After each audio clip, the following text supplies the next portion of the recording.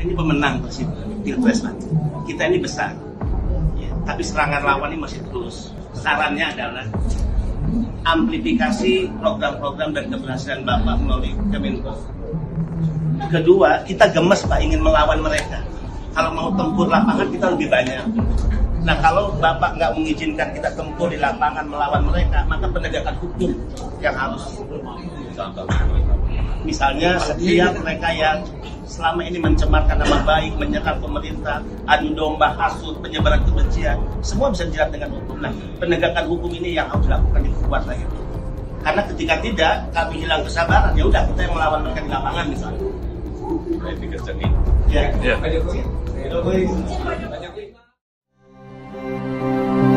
Salam mimbar bebas. Salam mimbar bebas. Ini memprihatinkan lagi nih, ada kawan saya, kita sesama anak gerakan aktivis 98 coba memberi saran yang hanya merusak persatuan. Coba dia memberi saran ke presiden yang saya dukung, memberi saran yang menurut saya hanya merugikan presiden dengan coba ya dengan kata-kata tempur lah. Siapa yang mau ditempurin? Bangsa ini bukan dalam kondisi perang. Hari ini juga bukan pada kondisi kampanye. Kenapa harus ada kata tempur? Soal penegakan hukum, saya rasa kita setuju semua, sepakat soal penegakan hukum. Jangan lalai terhadap mereka yang menyebarkan kebohongan, kebencian. Tapi juga kita juga bisa mencontohkan bahwa kita pendukung, kita aktivis, kita anak gerakan yang tetap punya komitmen menjaga yang namanya persatuan. Jangan karena beda pandangan kemudian kita membenci lawan yang beda dengan kita. Ini sikap yang menurut saya tidak elok, apalagi disampaikan sekelas Benny Ramdhani yang punya sejarah gerakan dan hari ini beliau sebagai pejabat publik.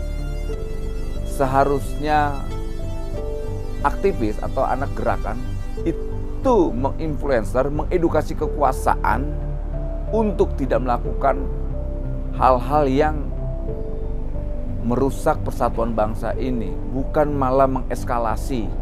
Dan sekali lagi ya, kita sedikit miris dengan sikap teman saya ini, sahabat saya ini, Benny Ramdhani. Beliau adalah anak gerakan juga sama saya.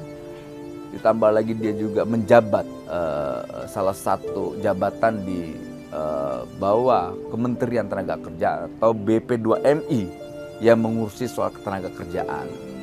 Beliau menyampaikan sebuah pernyataan kata tempur itu dalam konteks hari ini saya rasa tidak elok dan tidak pantas. Karena siapa yang mau ditempuri? Lawan-lawan Jokowi. Apakah lawan Jokowi bukan bagian saudara kita sebangsa dan setanah air? Kalau cuma karena perbedaan lantas kita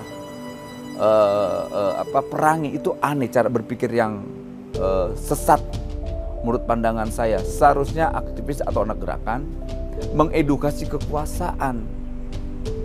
Jangan dibiarkan kekuasaan itu menjadi monster untuk rakyatnya.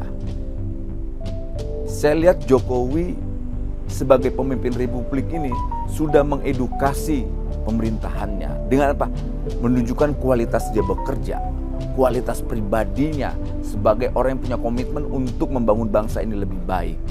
Contoh sederhana aja Pak, dengan berhasilnya G20, kita mendapatkan proyek yang luar biasa, 4.000 sekian triliun yang harus dikerjakan proyek itu. Tapi problemnya apakah itu bisa dieksekusi oleh para pembantunya? Dan itu sudah disampaikan, segera eksekusi. Presiden selalu menyampaikan segera eksekusi. Nah seperti inilah pemimpin Benny. Jadi sekali lagi Benny Ramdhani sebagai sahabat saya, mari kita sebagai anak gerakan jangan lupa sejarah kita. Karena kita pernah mengikrarkan apa yang namanya kuatkan demokrasi.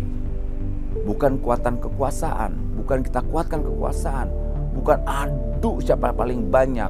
Ini logikanya logika yang menurut saya di luar roh sebagai anak gerakan. Anak gerakan itu bicara kualitas bukan kuantitas. Jadi sekali lagi semoga kita tidak menjadi orang yang lupa terhadap sejarah yang pernah kita perjuangkan. Salam demokrasi, salam mimbar bebas, salam NKRI.